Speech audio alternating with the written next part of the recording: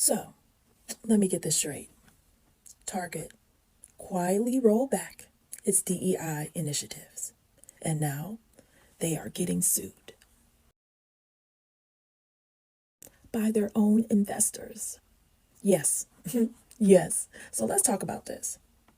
All right, so here's the deal.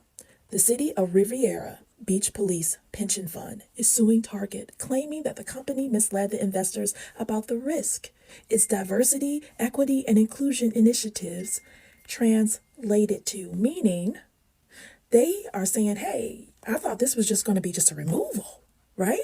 They are saying Target wasn't being honest about the DEI program and how much could it impact their investment, especially after the backlash of certain consumers. You know who the certain consumers are, right? So now, remember when we first learned that they removed the DEI program, right? But remember when they added it, like their goals was to have Black representations in their store, plus LGBTQ plus employees, like supporting them, right? This was the brand. But fast forward today, after being in the conservatives' pockets and scaling back and doing it quietly, like what did they think was going to happen? So here's where it gets messy. The investors aren't suing because they want DEI back. Now, that's what I thought. I thought they were trying to bring it back. No. Supposedly, they are suing because they believe Target downplayed the financial risk of these initiatives. In other words, they think the company failed to warn them that removing the DEI might lead to a bigger backlash that's going to affect the stock value. You know, it's always interesting how these big corporations claim to stand for something until money gets involved. Take Target, for example. They made a big deal about their DI initiatives, promoting diversity and supporting Black-owned brands. But the moment they faced backlash and financial losses, they pulled back. And now, after reportedly losing billions, it seems like they're bringing the eye back. And not because they truly care about the Black community, but because their bottom line is suffering. Target is being sued, not because of DEI policies, not because they rolled back DEI policies, but because they failed to tell their shareholders that if they rolled back DEI policies, we might boycott and they might lose money. So the shareholders are suing Target. And I told y'all, a targeted boycott with Target on the list was one of the ways that we should fight back, we should boycott. Y'all called me delusional. Y'all told me I was anti-Black. Y'all told me I didn't support Black business. But now look at now. Look at the power of the Black dollar. And I've heard from people inside Target. I've heard from people that work at Target that told us stay on their necks because it's making a difference. People are not shopping, they're losing money. And if we can buy directly from the Black brands on their website, that makes a difference too. And what's this now I'm hearing? Target might be having a change of heart? Really? Honey, you a day late and a dollar short. Listen, I, for one, am extremely happy that Target came out with an apology. And after about 0.25 seconds, it's still a no. It's still a no for me, dog. We will not be coming back, because why? You let an entire room of probably mostly white men convince you that Black money was unnecessary. So you didn't need it to appease a man that shouldn't be in office in the first place. And now here we are. You didn't expect your stock prices to drop as much as they did. So the rollback, completely unnecessary, babe. You putting it back into place after a week? Nah. You are showing us exactly what you feel about us, our money, and this little 5-year experiment that you went on after George Floyd was just that. Just PR. And we, to a degree, knew it, but it was still nice to see Black women businesses in Target that I could go to while getting other things. Imagine going back to a company that is currently getting sued by its own shareholders because they didn't understand the impact of taking away a DEI policy would do on their business. This apology means nothing.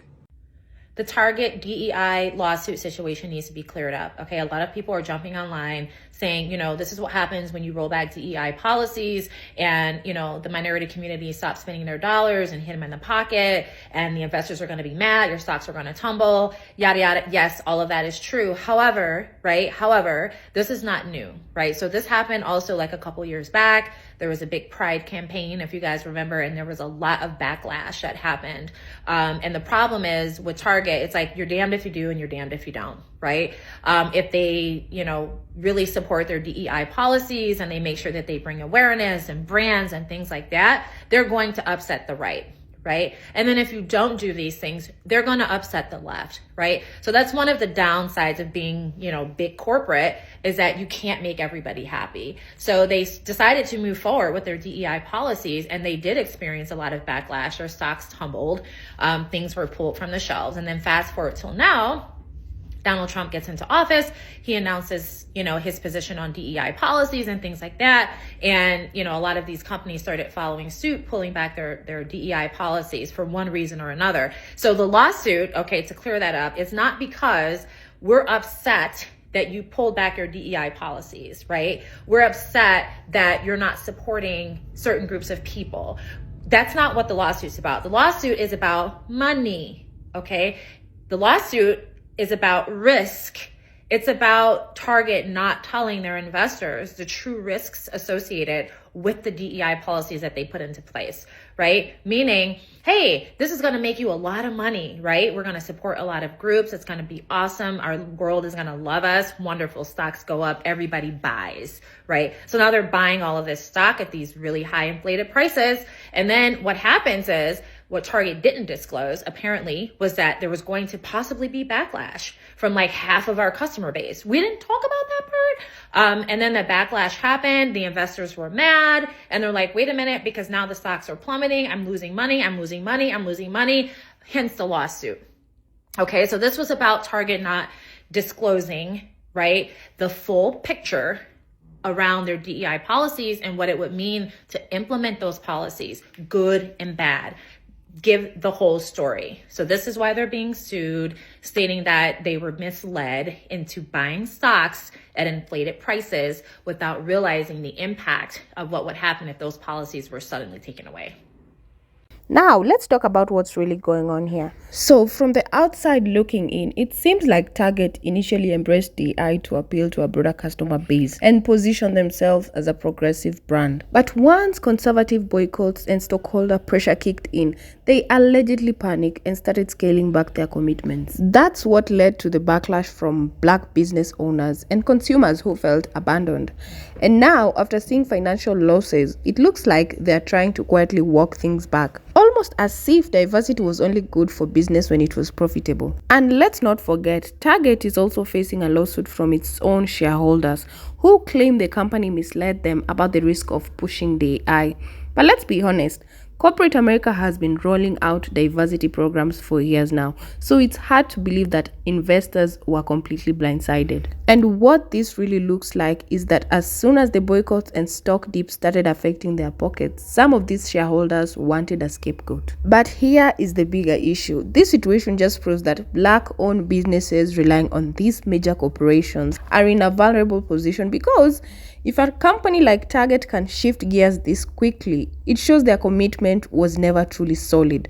They'll support Black entrepreneurs when it's convenient, but the moment they feel pressured, they'll pull back without hesitation. And that's why there's a growing conversation about the need for more Black-owned platforms and self-sufficiency in business.